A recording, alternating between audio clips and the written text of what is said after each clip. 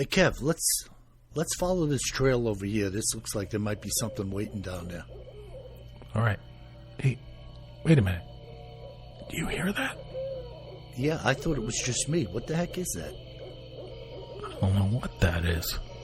Whoa, do you smell that too? That's unbelievable. Hey, look. What the? Hey, look, those branches are moving over there. What the heck is that? Holy cow, is that what I think it is? Look at that thing. Oh my God. It's a freaking Sasquatch.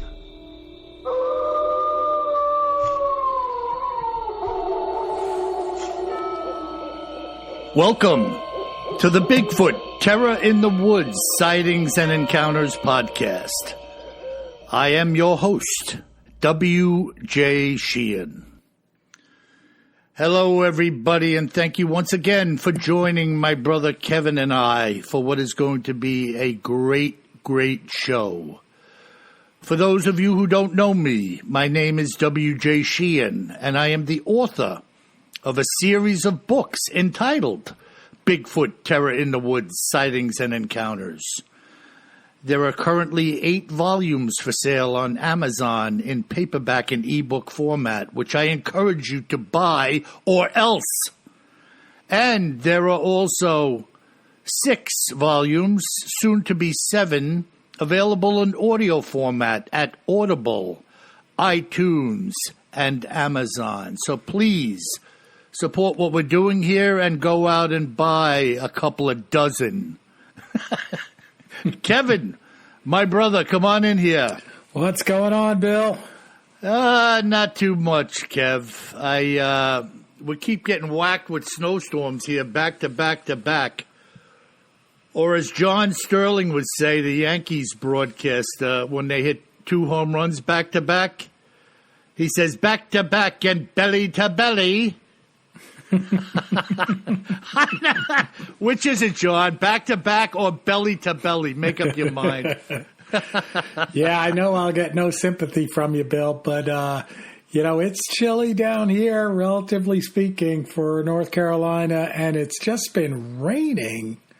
It has to be the rainiest 30 days in a row I think we've ever had. I hadn't checked the record books, but my backyard is a swamp. It's just too much rain, too much mud, and just cold and gray. We have the short winter here, but I am ready for spring. Yeah, I'm going to throw this out there, Kev. Do you want to share anything about the hike you took? Absolutely not. Don't mention the hike. Because I was just going to say, how you avoided the rain in that long walk, man, is a mystery. Or did it rain on you? I will tell you the secret. I wore a very nice raincoat. And I had rain pants on. If I would have left the raincoat or the rain pants home, it would have poured. Yeah. So because you wore them, it warded off the rain. Oh, no doubt about it, Bill. If I would have left them in the truck or left them at home, it would have poured like anything. So I had on my rain gear. It didn't rain. Now, what do you think? Can you pop up that drone footage on our website for the folks? I might be able to put that in the fun stuff section. Yeah. I think the people will get a kick out of it. Yeah. Tell everybody a little bit about what you did. Yeah, so I was down on the southern coast of North Carolina, and there's an island there called Bald Head Island. And if you see my picture, of course, I do have a bald head, but I have no other affiliation with Bald Head Island. And I do spend some time on another island there near Carolina Beach called Pleasure Island, of all names. Sounds like Fantasy Island, but it's not nearly that exciting. And one of my buddies that also has a bit of an affiliation with Pleasure Island told me a couple of months ago, he said, you can walk from Pleasure Island to Bald Head Island. And I was like, what are you talking about? You mean like at low tide you can walk to this island? He's like, no, it's an island in name only.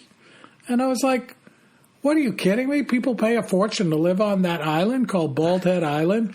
They have ferry service every hour, but you can actually walk there? No joke, Bill. Yeah. And he's like, yeah, it's about a 15-mile walk from the beach here where we were hanging out that day, socially distant, of course, to the ferry terminal on Bald Head Island. So we said, all right, in a couple of weeks when it's going to be low tide, just so the walking's easier on the firmer sand, let's do it. Let's do this 15-mile hike in the sand. Uh-huh. What the heck? We're crazy. And the day before, we parked his car out on the other side of the ferry terminal off of the island. We left it there. And we started walking early in the morning, about 7 o'clock a.m., so we got to see the sunrise, which was cool. And we trucked all the way along 5.5 hours to do the 15 miles in the sand, and then took the ferry across. And sure enough, there is not even a sign that this was once an island, okay? So folks out there, if you know Bald Head Island and you know when it was an actual island, I mean, Bill, you can appreciate it living up on Long Island. Parts of the barrier island up there on Long Island called Fire Island get washed away. Yep. But you can see signs of the fact that they were washed away. Maybe even after they come back or are replaced. Yep. Yeah, but in this case, you're walking straight down the edge of the beach, which you could lay a ruler on the map, and it's an absolute straight edge. And you just keep walking down that straight edge, and all of a sudden you're on this other island. Uh-huh. Yeah, so guys, my brother's partner in this hike had one of these cool new drones that can be set on, like, follow me mode, Kev, am I right? Yeah, exactly. And he launched it while they were walking along the surf. And it's just a couple of minutes of some really cool footage as this thing circles them and rises above them and then actually goes off, Kev. It had to get about 300 or 400 yards away from you at one point. It was far away at one point. I don't know, the programming of these drones. He was super relaxed about the whole thing, and this thing just flew away. It was circling us pretty close. You could see it. And then after a while, and you'll see me in the video if you watch the video, where I'm like, where is this thing? And I'm looking around, and finally I see it. Like you said, Bill, a few hundred yards away. Yeah. And I'm like, should we worry about this? He's like, nah, I think it's just tracking us from further away. And he said, when you see the video, it'll be super cool because it's doing that. And I'm telling you, I was blown away by the video. Yeah, it's beautiful. It really is beautiful. And it gives you a feel for the fact that we were on this 15-mile trek. Because we are in the middle of nowhere. Like, there's nobody around. Yeah, and no, the drone footage gives you the perfect balance because you have this beautiful water with the waves, the different hues of the beach from wet to dry, and then it comes back up into like a dune area with the grasses and whatnot. It's really a one. The only thing that could make that drone footage better would be a little easygoing, beautiful music while it was flying around. But I misguessed that. I thought you were going to say like a hairy man looking over the dunes at us. Well, that would have been nice if he jumped out of the dunes and forced you guys to go into overdrive with your hands flailing around. No, of course you would stand your ground and fend him off with your fists. But no, it'd be more like the Keystone Cops running down the beach to get away from it and the drone chasing. Yeah, because I was looking at the video. I'm like, this is one of those classic videos where there might be a creature there, We certainly hear enough about the accounts, Bill, Yeah. And North Carolina, man, it's a hot spot. But I'll tell you something. Speaking of hot spots, today I'm going to do something out of Canada. I'm telling you, man, Alberta. Alberta, Canada. I'm working on Volume 9. I'm not counting, okay? I'm not counting at all when I'm doing this. Alberta. And I think in Les Stroud's Bigfoot series, I think one of the discs was all about Alberta. Oh, really? I know Yeah. I've seen a couple of his episodes in Alberta.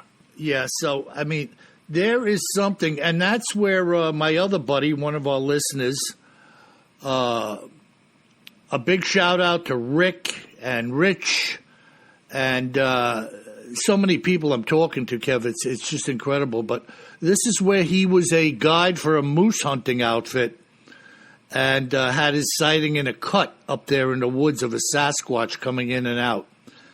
Super cool. So Alberta, man, that freaking place is incredible with just wildlife and the hairy man.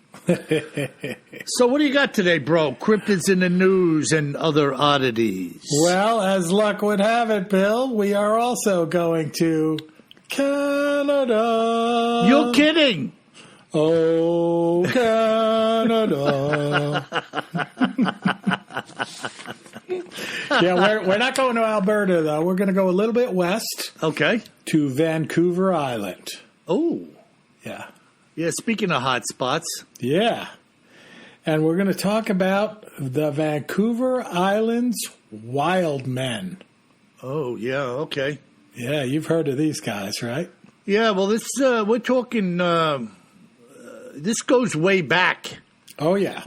And probably before then, if there was written paper or whatever that we could have records on, Yep. it probably goes back a lot further than wherever you're going today.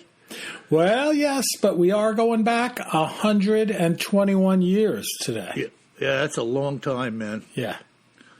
So what do you got? What was happening over So there? I'm gonna read this article Okay. that was published not that long ago, but still, 50-something years ago, from the Daily Colonist, which is the newspaper of Victoria, British Columbia. And this article was written on Sunday, January 21st, 1968. Okay. And this newspaper has been published since 1858. Wow. So 110 years prior to when this article was published. Is it still ongoing? Do we know? I don't know. I didn't check, but Yeah. I grabbed this off of the internet, as they say. Yeah, this is a long run for a paper, boy. I'll tell you that. Yeah. Wow. So, it's a little bit of a long article, so we can stop along the way and talk about it, but it's a pretty cool and creepy article. Wow, okay. Let it rip. You ready? I'm ready, Freddie. All right. So it goes like this. On Vancouver Island, true Sasquatch stories are rare, but Wildmen tales pop up with alarming frequency. Although the skeptical often lift their eyebrows, the stories are vivid enough to chill even the most doubting. So, Bill, if we have any doubters out there, you'll have to let me know if I chilled even the most doubting. Well, I'm certainly not doubting, so I guess I'm not going to get a chill. Nah. Well, you might anyway. We'll have to ask people to write in. If you get a chill, contact us immediately. And you're a doubter. Some years ago, the late Frank Kelly, who had wandered over most of Vancouver Island as a young timber cruiser, told of a wild man said to be living in a West Coast Indian village soon after 1900. Huh. The story was that a Kayukwat Indian woman, having given birth to her child in the native manner, alone in the bush behind her home, was wrapping the infant in a blanket when she noticed an animal lurking in the tangled brush. Huh.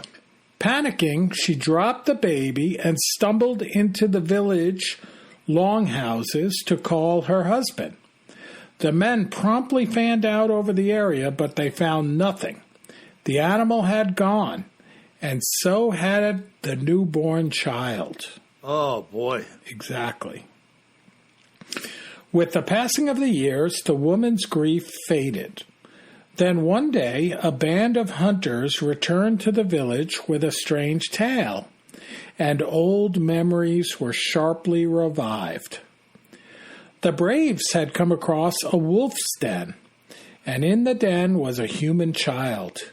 It snapped and snarled at the men, as if it were a young wolf, which it most certainly was not. The wolf boy was captured and caged at a village on Malscop Inlet, a lonely narrow arm of the sea sheltered by Cape Cook. If not restrained, the child would most certainly have disappeared again into the rugged country behind the village. Wildmen tales were common enough around 1900. Several sightings of a strange, hairy, monkey-like man were reported. Nor was there any halt when the wolf boy was taken to Malscope Village. So I guess they mean nobody really pushed back on the fact that somebody brought a wolf boy in. Jeez. In December 1904, 4 Qualicum settlers were hunting along the shores of Horn Lake when they surprised a strange creature which fled into the bush. Although they knew others who had claimed to have caught glimpses of such a being, they had not really believed the tale until the proof was there before their eyes. When they told this story in the Qualicum farm kitchens, it raised quite a furor. 9 years before this, a little boy had wandered away from the settlement and never been found. So yet another story, Bill, of a little boy disappearing. Yeah, what was the time frame between the baby and the little boy? Do we know? Looks like about 3 years. So it's pretty possibly the same creature. No, this is a different one. So this is a little boy disappearing after they had captured the wolf boy baby. So no, I'm just saying it was in the same area. No. Oh yeah. Okay. Yeah, sorry. I thought you meant the same wolf boy. No, I was Different thinking boy. maybe the same creature doing the kidnapping. Could be. Oh, wow. When they told this story in the Qualicum farm kitchens, it raised quite a furor. Sorry, I said that already. 9 years before, a little boy had wandered away from the settlement and never been found. So 9 years earlier. Perhaps he hadn't died of exposure to wet and cold or drowned in the stream, as they had supposed. Even more likely, they decided, apparently basing their decision on the size of the creature, was that this was a young man who had disappeared on Horn Lake hunting trip 12 years earlier. Wow. Intending to spend a vacation hunting and fishing, he had been put ashore from the city of Nanaimo. Okay. But he had never been seen again after he waved goodbye to the steamer. The Qualicum men, including the father of the missing child, organized a search party. It was useless, though. They found nothing. In the meantime, Mike King, pioneer, timber cruiser, and prospector, added fuel to the fires. He told of his encounter with the wild man back on the Campbell River. Deserted by Indian packers because they would not hike into what they referred to as Monkey Man's country. Huh. Yeah. Mike King tramped on until dusk indicated a need to make camp. While searching for a suitable spot, he halted suddenly. Something had moved near a small waterhole nearby. Expecting the sound to have been caused by a deer or possibly a cougar, King raised his gun and peered through the bushes. What he saw was impossible, yet he could see it clearly in the lengthening shadows. Well, there you go. There you go. It was a monkey-like creature covered with reddish-brown hair. Its long arms were extended over a pile of roots. It was washing and sorting at the water's edge. Before it fled up the hillside, the creature uttered a cry that chilled King. Even for a man as bushwise as he, the sound was unnerving. Anything about the size in there, Kev, or you're reading it straight nothing up? Nothing about the size. Okay. Gathering courage, he started after the creature, bending low to examine the uncannily human footprints. The wild man was gone, though, and King returned to the waterhole to camp. Sleepless, gun on knees, he sat through the night, rising occasionally to add wood to his campfire. Periodically, he heard the strange wild cries of the creature high on the mountainside. Pretty creepy, right? Yeah, and another thing that's amazing is here we go again with some type of Sasquatch-type creature down by the water. Yeah, and this guy is a proven outdoorsman. Yeah. You know, and again, it's not, 2020. This is back in the early 1900s. He really is an outdoorsman. Yeah, oh yeah. Yeah. So in May 1905, the Qualicum men organized a second search party. This time they were encouraged by a report that some Indians in canoe off Union Bay mistaking the wild man for a bear had shot him. Ooh. Yeah, apparently hit the creature. The creature rose to full height and ran for the bush, abandoning the clams that it had been digging. Sorry, I'm reading from this old newspaper. Yeah, no, that's okay.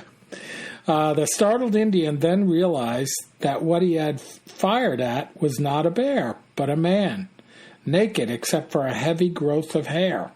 Huh. Yeah. Again, the wild man eluded his would-be captors, and searchers abandoned their attempts. Yet the legend lived on to come up many years later. There's the story told over brimming beer glasses of a bearded, hairy figure seen at a Vancouver Island logging camp. And Bill, that's another one, right around the logging camp. Yeah, I mean, it's never ending. It's like a revolving door. Yeah. They're creatures of habit, whether learned from looking at men or instinctively in themselves. They're always around certain areas, the clam digging, the logging camps. It's just they're there. It's one after another, the same things occur. Yeah, listen to this one. Go ahead. This is pretty creepy. A logger and his wife were seated comfortably in their married quarters home, glad to be inside on a night wild with roaring gale and pelting rain. By the way, that sounds like the weather here right now if you hear the pelting rain. Drawn irresistibly, the wife glanced up at the small paned glass window. A face was pressed against the glass. It was not that of anyone she knew, as she knew everyone for miles around the insulated camp. Matted, tangled hair covered most of the face, and the clothing seemed to be a rumpled mess. It had clothing on? I don't know. That's what she says. Okay. Before that stormy night was over, most of the families had seen the wild man. Scarcely believing, they discussed the apparition among themselves, but said little elsewhere outside the camp. For who would believe such a tale? And then there was the fisherman, who huddled all one night on his boat in a wilderness cove on the west coast of Vancouver Island. Outside, the southwest wind had caused him to seek shelter. But it wasn't the storm that bothered him. It was the half-human shrieks from something on the shore where nothing human could possibly be. He couldn't forget that another man had disappeared years before in this particular bay. When searchers had gone to investigate his absence, they had found a boat riding securely at anchor, a gun on the latch, but no sign whatsoever of the owner. Wow. For months, the villagers were haunted by the wild man. Food left outside vanished, and a strange figure was glimpsed on several occasions. Old Indians sagely recalled the young natives who had overturned their boat one dark night. One body had never been recovered. Either he or his spirit had returned to the village of his birth. The Vancouver Island Wildman legend lives on. Wow. Man, that is bizarre. Pretty cool. I mean, that's 1968. Yeah. Recalling the tales from like 68 years earlier in 1900. Wow. Now, I want to kick around one aspect of this for a minute. So the hairy face, matted hair, rumpled clothes. In the lumber camp, yeah. Right, in the lumber camp, looking through this glass on this miserable night. Now, I'm going to throw a couple of things out there. We can talk about it. We'll just see what sticks to the wall. Sure.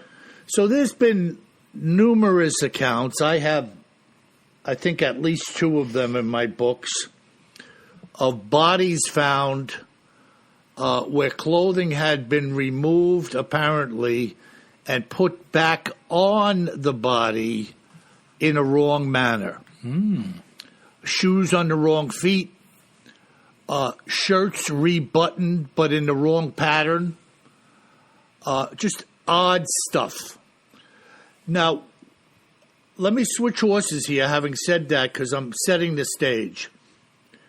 In Volume 9, which I'm working on right now, I'll give the people a little heads up. There is an encounter in Canada where a couple hiking was by this creek, and they ran across a creature which didn't typically fit the bill for our typical Bigfoot.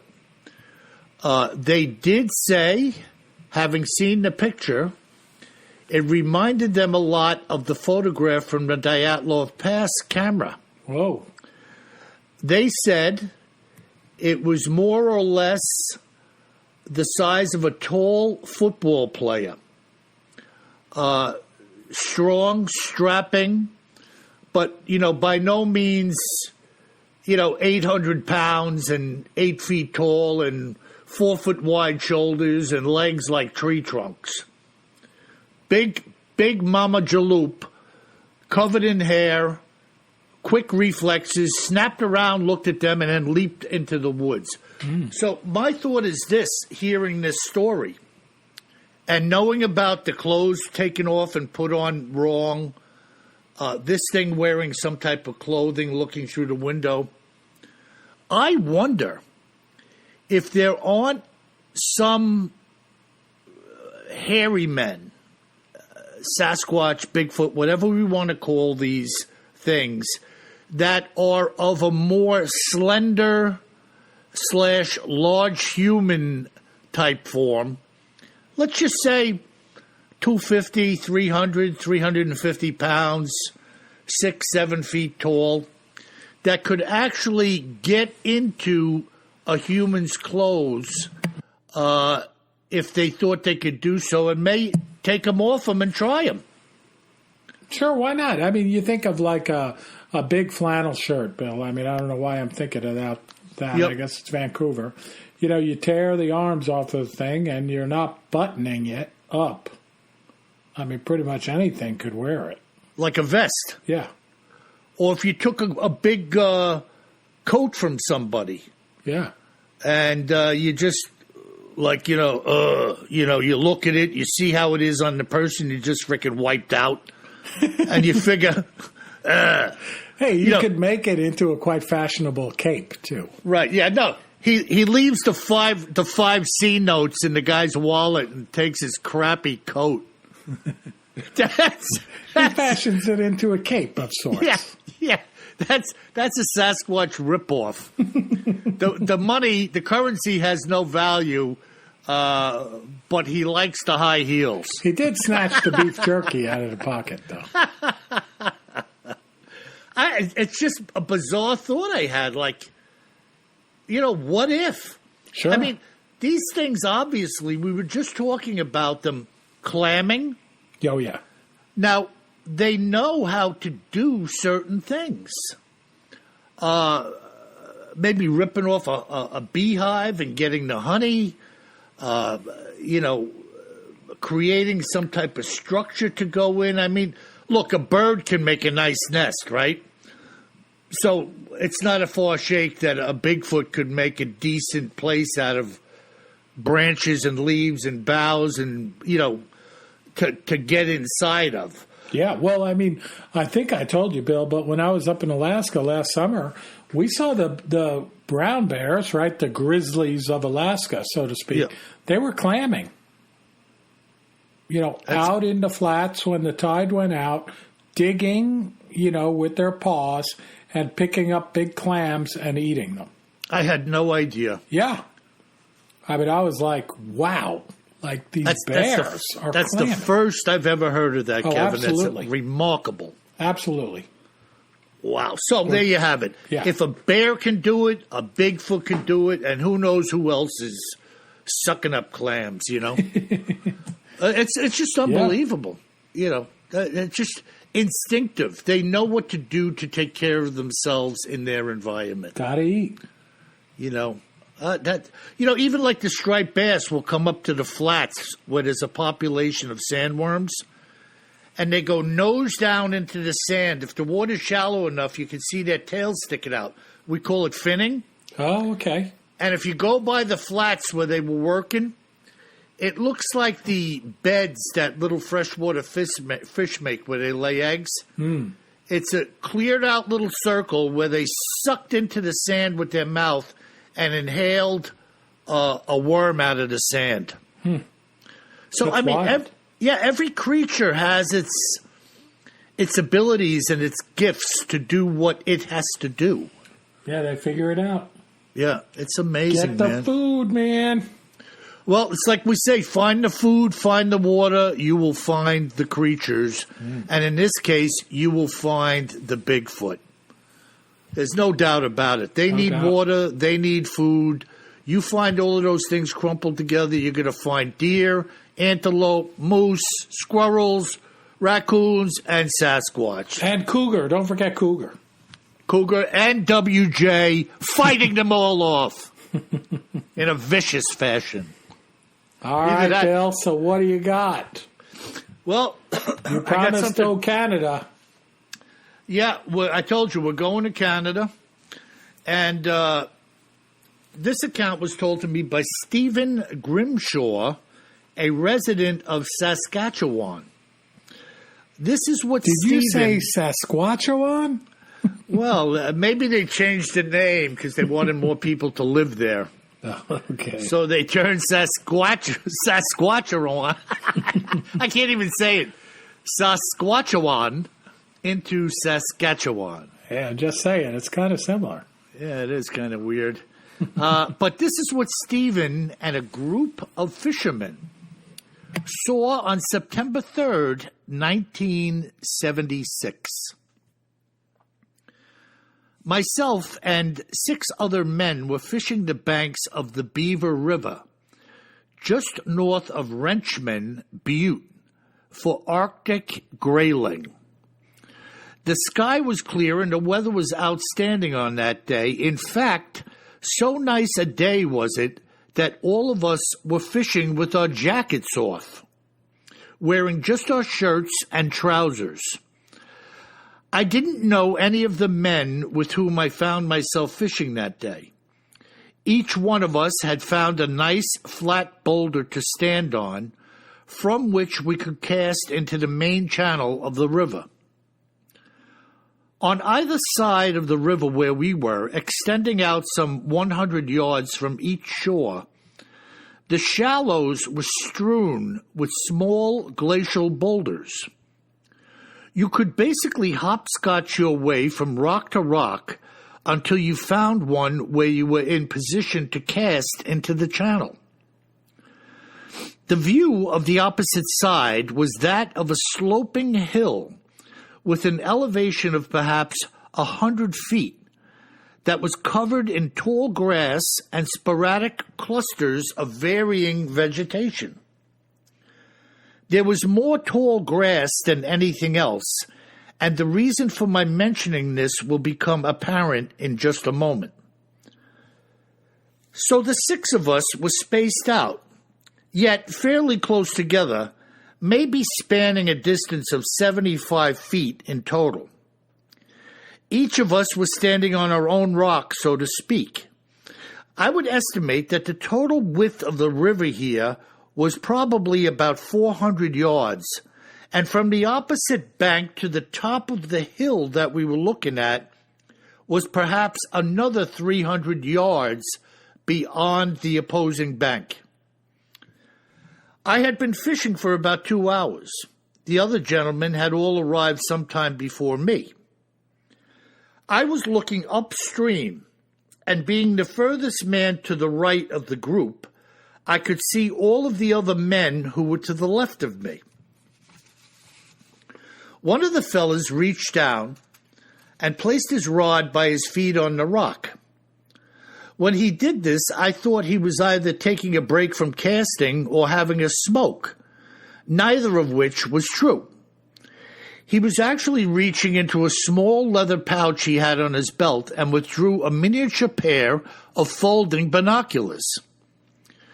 I could see he was focusing them on something on the other side of the river, when suddenly he broke the silence by saying rather loudly, "Hey, fellas, you're not going to believe this, but I'm looking at a Sasquatch walking along that slope over there." He now had taken the binoculars down and was turning left and right to make sure that we all heard him. I had heard him loud and clear, but I still said to him, "What are you looking at?" He said, "Look over there to the left. Do you see that dark thing walking along the slope about midway up the side? It's a damn Sasquatch." Now, there was another rock that was closer to this guy, but it was too far away for me to jump to, so I actually stepped down into the water and waded over to it, wanting to get a look at what he was seeing. When I got up on the rock, he passed me his binoculars, and I zeroed in on the figure. It was a tall, black, fur-covered animal walking on 2 feet and making its way steadily along the slope.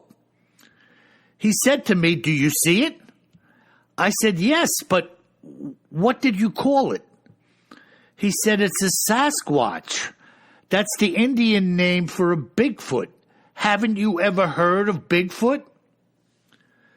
He said that sucker must weigh 1,000 pounds, and I was in total agreement with him. Even with these small binoculars, I could plainly see that it was a large and lumbering beast. It was swinging its arms in a slow, steady rhythm, and they were hanging at or below knee level. This thing was also covering a serious amount of real estate as it walked. Over the course of no more than 5 minutes, the beast had walked what appeared to be close to 3/4 of a mile and disappeared into the trees. All of us had stopped fishing and were jabber-jawing over what we had seen. The fellow who used the word Sasquatch actually knew quite a bit about them, including this Indian folklore he spoke of and everything else. I left the river a short while later, but what I saw that day has never left me. What do you think of that, Kev? Oh, that's awesome, Bill. You know, a simple, when we talk about how a sighting occurs, long distance, one guy kind of cueing in on what am I looking at while the others are kind of, la da da da da da. But in the daytime. Broad daylight. Yeah. Multiple people there. What was there? 6 people? Six, I think 7 total. 7, okay. 6 in this guy. Yeah. And one guy happens to have a small pair of binoculars, scopes it in to confirm, and then shares it. And, I mean, just a remarkable thing. You know, again, no terror, no body, no nothing, just a creature going about its business long distance from them. It had to be, what did he say, about 400 yards wide, the river, and then a couple of hundred. So he's looking at something at whatever, 600 yards. And could easily make out, this is not a human. Yeah. Extra long arms, 1,000 pounds. That's not a human. Yeah, and the other thing is the distance it covers. Oh, yeah. Well, it gives you a feel for the size, right? I could have used that size, you know, covering 3/4 of a mile in minutes when I was on my 15-mile hike. Yeah, you know what? That Sasquatch could have walked to Bald Head Island probably in half an hour. There you go. You know? And done some clamming on the way. Exactly. Probably good clamming area. But that's, you know, it's incredible. And here we are again up in Canada. Sasquatch going about its business, walking from where to where, who knows. But when you can cover ground like that, man, when people talk about where did these things go, how did they get there, I mean, when you can cover ground at that clip, I mean, you could go a few hundred miles, man, in a week. You know what they say, Bill? If you can cover ground at that clip, no need for an Uber. A sand Uber. That's unbelievable, though. I mean, I am impressed more and more by the nature and quality of the sightings that people bring forth. And you know, I always say, and I'll say it again, what's a fantastic Sasquatch sighting? Any of them. Oh, yeah. Well, and again, it's outdoorsmen. Yep. You know, right? These fishermen out there in Saskatchewan on the Beaver River. So, it's you know, they're not city folk that are running into these creatures. They're out there on a regular basis. I don't think it was their first time fishing. Right. And probably not their first time fishing in Saskatchewan. Right. Well, you know, it's like a lot of good fishing holes. When you got down there was already 6 guys there when he got there. Yeah. So they know when the run is happening, and they know what they need to do to get in on it, you know? Yeah. And that was going back in time in 1976 before people were sharing it real time on social media, right? So. Well, this guy who told the story didn't know what a Sasquatch was. Right. And he is the guy. What did you call that? Yep. And so this was like really an educational moment for him, as well as lucking out on getting to see one for the only time in his life. You know, it's a awesome. one-shot deal, you know. Good stuff. Yeah, pretty incredible, man. I love it. Yeah. So where are we going? What kind of listener mail do we have? Yeah, we got some great listener mail this week, Bill. A couple of themes going on. This first one is not part of the theme, but it's a great note coming in from Rob in Oklahoma. Uh-huh. And Rob says, I recently heard your podcast where you referenced the proposed bill in Oklahoma regarding a hunting season for Bigfoot. Just thought I would give you some background since you obviously don't know about the Sooner State. The proposed bill is about a proposal to buy a license to trap a Bigfoot. First off, these creatures are a menace in southeast Oklahoma. They kill dogs, kill livestock, and terrorize people. People are scared. These things are not the cute, cuddly, big teddy bears like in the movie Harry and the Hendersons. These things are big, nasty, and aggressive. Have you ever heard of the Bigfoot event known as the Siege at Hanobia?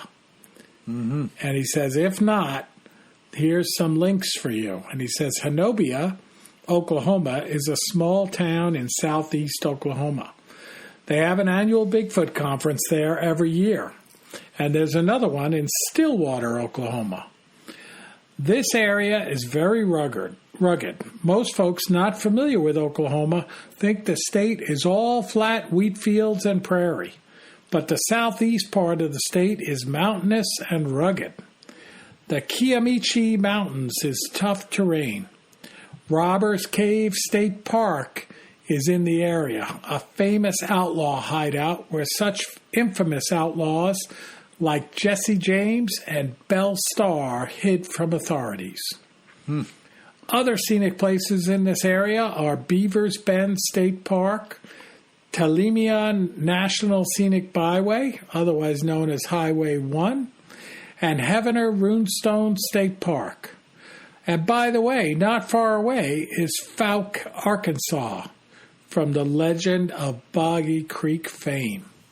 And as you know, I did an episode on the Fouke monster of Fouke, Arkansas. Yep. And he says, it sort of felt like you guys were sliding Oklahoma. Maybe you weren't, but that's what it felt like. And by the way, we were not sliding Oklahoma. When I said Oklahoma is okay, Rob, I was just quoting the license plate, right? It says Oklahoma is okay. That's right. So if you felt like I was sliding it, I apologize, but I was not. No reason to not like Oklahoma. He says, I listen to your podcast every week, and I enjoy it. Thanks, Rob.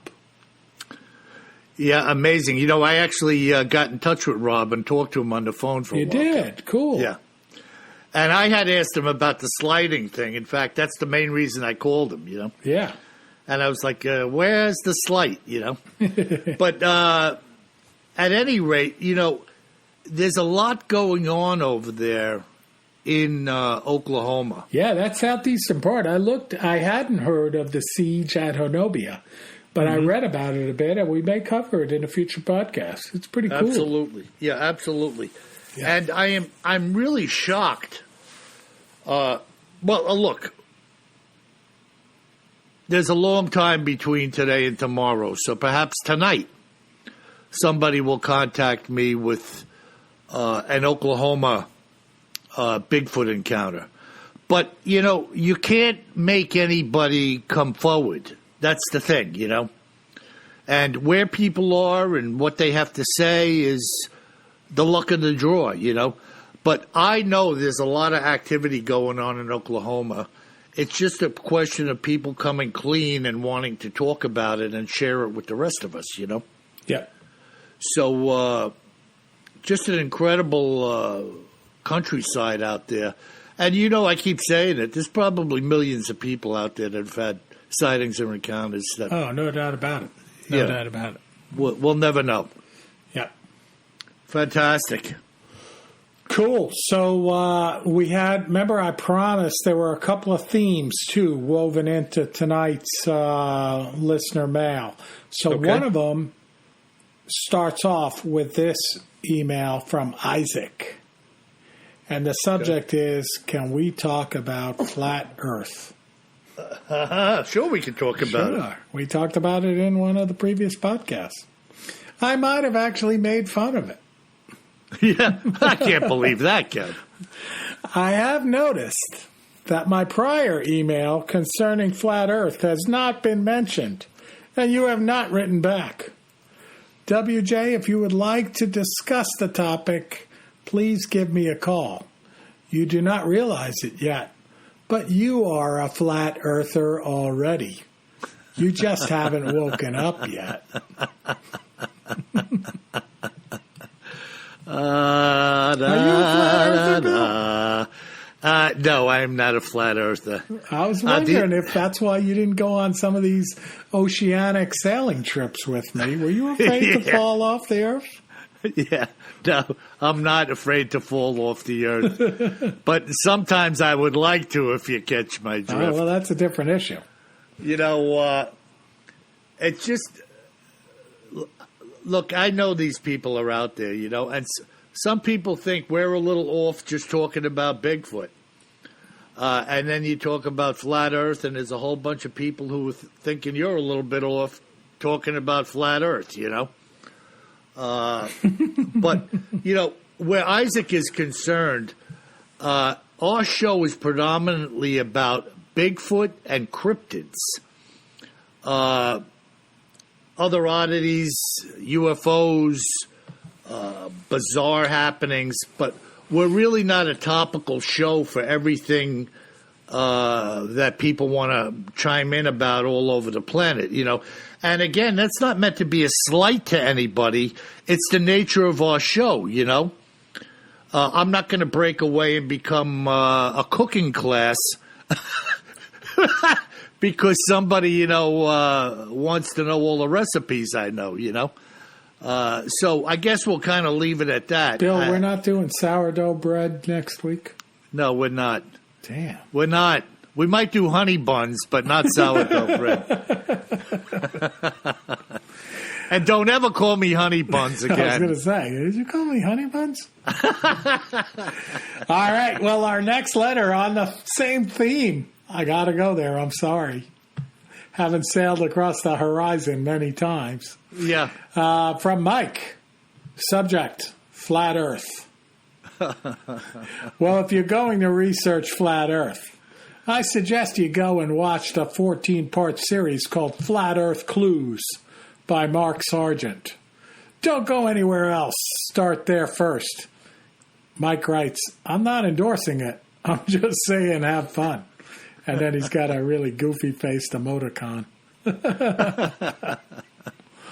Now, do you take that guy serious, or is he just laying it? I think he's pulling our leg. Yeah, I got that feeling too. As you were reading it. The other guy, I'm not so sure about. Yeah, no, I think Isaac sold out. Sorry, Isaac, we're just not in the Flat Earth Club. Yeah, that's the way it is, bro. I was actually, when we did that hike, Bill, we were talking about it at the beginning of the podcast, to the island that's not really an island. I was referencing with my friend a Flat Earth Society, saying maybe this is like the Island Society. Like this place is really an island. You can only get here on a ferry. Yeah, you can't walk here. Yeah, it's very strange. And you know what? I don't know why this thought just came into my head, Kev. Maybe because I was thinking about the ocean again.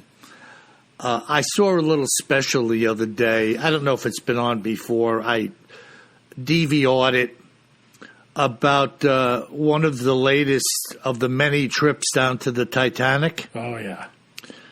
What incredible video footage they had from these submersibles. Yeah. And the ship is covered in these things they call rusticles. Mm. They look like icicles, but they're some type of bacteria, living organisms forming what looks like an icicle, but rust. Mm. They're bacteria, and it's actually a colony of these bacteria that make this rusticle.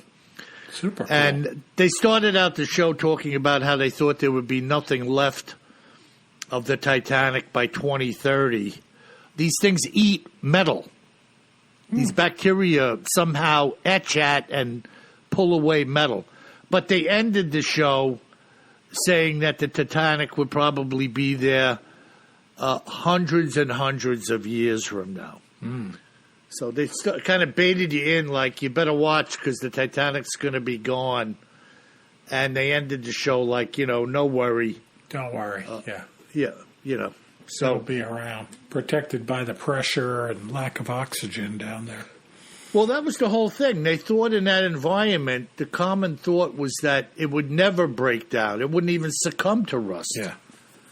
But rust is not bacteria, right? Yeah, well, it's like they're finding all of this old-growth wood in the bottoms of these lakes and rivers, right, where they used to move the lumber down. Yep.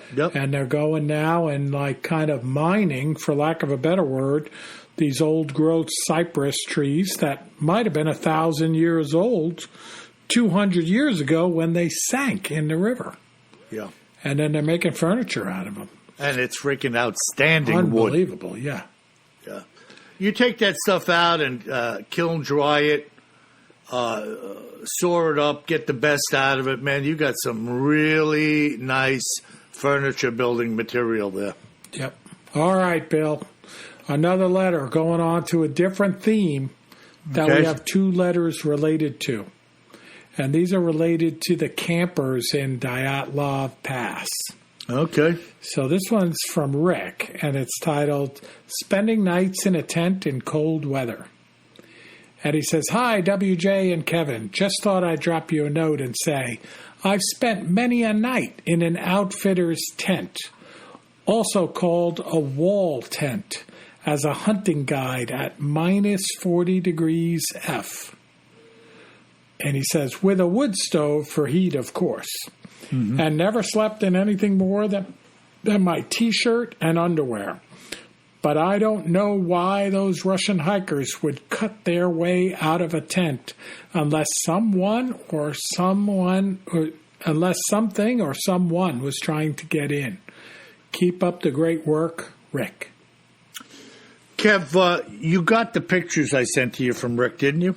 Yeah, from the camp. You think we could put up some of those camp photos? I mean, nobody's really in them other than the vehicles and the wall tents, right? Yeah. I'll put those up. So maybe we'll put them up. Yeah. I had gotten back to Rick, and by the way, I'm hopeful that Rick's sighting will be in Book 9. I've asked him to kind of lay it out for me a little bit, so I had a little something more to work with. This guy is a man's man. He has done a lot of different things. Was a guide. Another fellow up in Alberta had a couple of really strange things go on, including a Sasquatch encounter.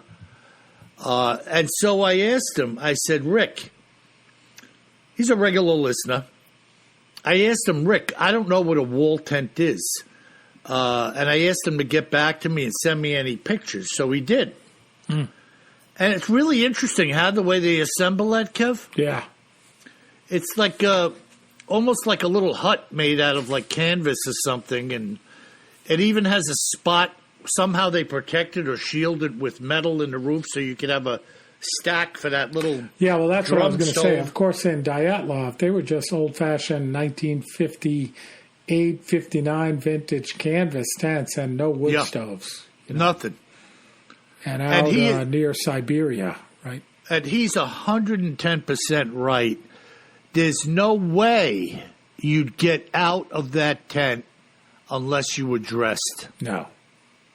I mean, these people were not ignoramuses, you know. No, they were experienced hikers, and some of them were veterans. That's right. So I'm with Rick and everybody else that thinks the way I do. That creature in the picture was a Sasquatch-type creature of some sort.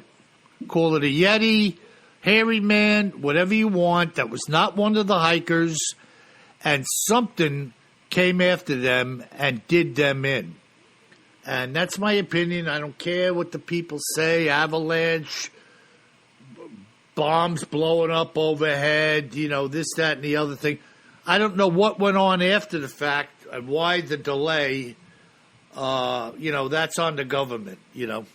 But as far as I'm concerned, something nasty and very much real came after them and wound up killing them all. But just to be clear, we're not commenting that the Russian government often doesn't tell the truth. Oh, no. No. We don't want any of them to come around here. Yeah, you know. All right. Well, man. you know. It's good stuff. Thank you for the emails. Great ideas. By the way, I've been getting more and more ideas for cryptids in the news and other oddities from stories that are sent in. So thank you, folks. It's great to get ideas for new materials and the links to different accounts, etc. And this account that I did this week actually came in from a listener originally, going back a couple of months. So keep the ideas coming. It's good grist for the mill, as my brother would say. Yeah, fantastic. You know, Kev, we're developing a little army here of reporters. We are. We have the censors out there. That's right. They're giving And us the info. We appreciate that. And I said from the beginning, Kev, that the listeners are our show. No doubt about it. So, folks, if you're out there, don't be shy. I'm not saying we're going to use everything we're shown or told. But we'll try. We'll try. Yeah, we're going to work with what you're cooking. And we're going to do our best to let everybody have a shout-out and let you chime in with us. But and just to be clear, Bill, all I have to put that public service announcement out there. You Yeah. know, all y'all witches out there, don't feel a need to write us witch letters, okay? Because I know you're an active group. Yo. I don't like getting those letters from the witches. We've been staying away from witch tales intentionally. Oh, my goodness. I'm just saying. Just saying. All right. So that's it. That's it, Bill. So, folks, thank you for all the great 5-star reviews. Keep them coming, as I often say. That is the only means, really, that we have to draw new listeners to the podcast. Your 5-star reviews. And so thank you so much. And by getting more listeners to the podcast, we're able to continuously improve the quality of the podcast and keep it on a weekly schedule as well. So thank you very much. Yeah, awesome. And folks, go out and buy a couple of my books. Give them away. Birthday gifts. Valentine's Day coming up. Valentine's Day, yeah. Forget the roses. If you really want to win your wife's heart over, Bigfoot, Terror in the Woods, Volume 5. Or your husband's heart, or your partner's heart. Bigfoot books. That's the way to do it. And by the way, if you find yourself setting up a wall tent in Alberta, sliding into a sub-zero sleeping bag, wearing your underwear and socks, you better remember one thing. Always carry more gun than you think you're gonna need. Sleep tight.